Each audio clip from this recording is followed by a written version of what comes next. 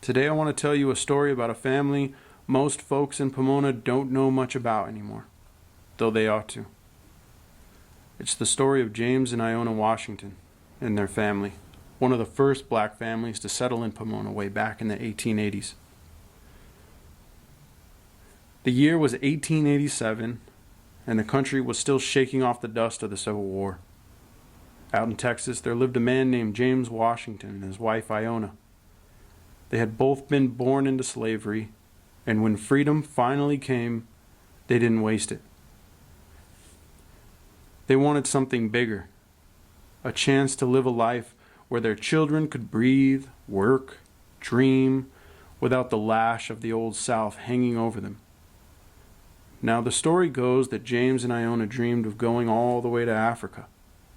They'd heard of people sailing back, folks who wanted to start fresh in the land of their ancestors. But Iona, bless her heart, she wasn't well enough for a long sea voyage. She was frail, and the thought of months on a ship just wasn't possible. So instead of crossing an ocean, they decided to cross a continent. James looked at her one night and said something like, "If we can't go by ship, we'll go by steam." And that's exactly what they did. They took the steaming iron horse westward. Trains that rattled and hissed across the desert, carrying them and 10 children and grandchildren along for the ride. Imagine that, a whole family packed with what little they owned, chased a dream west into California. Now, Pomona back then wasn't much of a city. It was farmland, vineyards, and dust roads. People were coming from all over. Farmers, railroad men, hopeful settlers, all trying to carve something out in that warm valley soil. The Washingtons didn't have a house waiting for them. They set up a tent on the vineyard of a friend of James, a man named Tom Holliday. That vineyard was somewhere near Park and Grand, right in the middle of what we now call Pomona. And let me tell you, it wasn't easy. That tent must have been thin against those cold desert nights and hot summer days, but they endured it because James had his eye on the long game. He wanted land, a home, and a place his children could call their own. Eventually, they managed to get it. A proper house at 1390 South Main Street, sometime around 1896. It wasn't fancy, but it was theirs. The address is long gone now, nothing left but memories and maybe a few old foundation stones under the weeds. But at the time, that little home meant victory. James first found work in the vineyards, doing the kind of back-breaking labor most folks wouldn't touch unless they had to. Later, he worked as a miner, probably up in one of those little quarries or hills nearby. The Washingtons weren't idle people. They worked, saved, and leaned on their faith. They went to church every Sunday. First, the First Methodist Church, over on 3rd and Gordon. Then later, when the African Methodist Episcopal congregation formed around 1895, they joined that one. That new church was started by a man named Alfred Baldridge, right there at 10th and Main.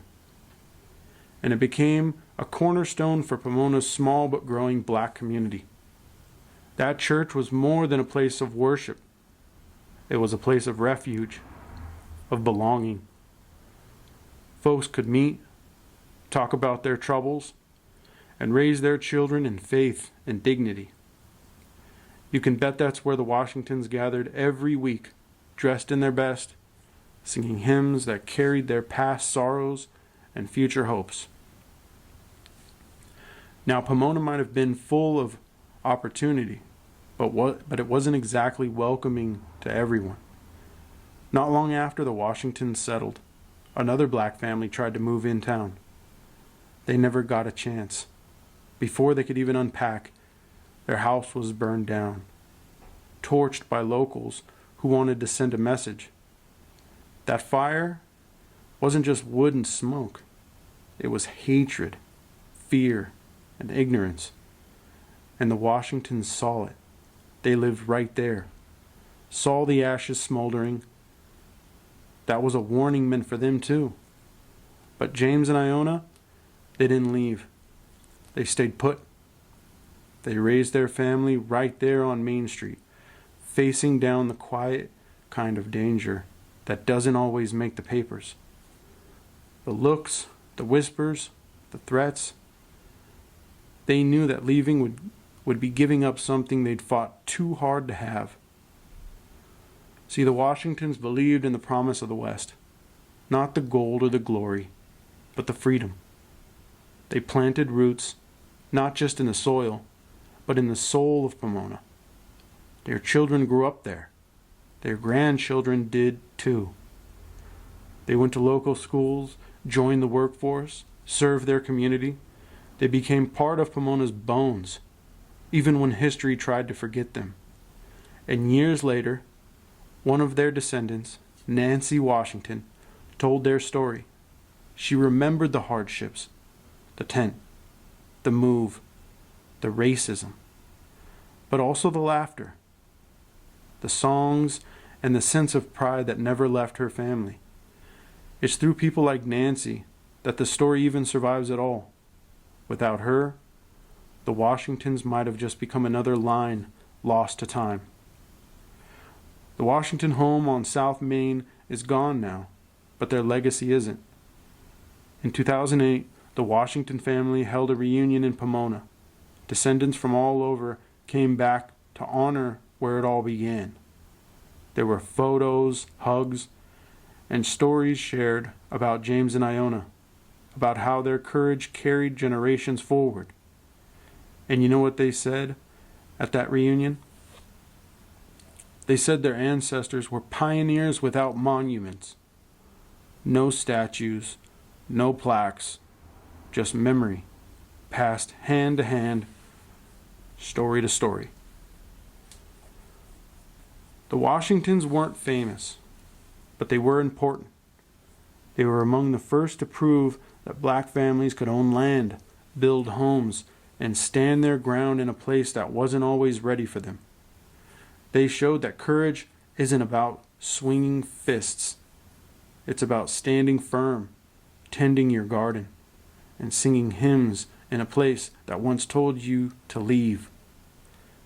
When you walk the streets of Pomona today, remember, under all that asphalt and noise, there's history in the dirt. And if you listen closely, maybe you can still hear echoes of James and Iona's laughter, or the faint whistles of that steaming iron horse that carried them west to freedom. Thank you.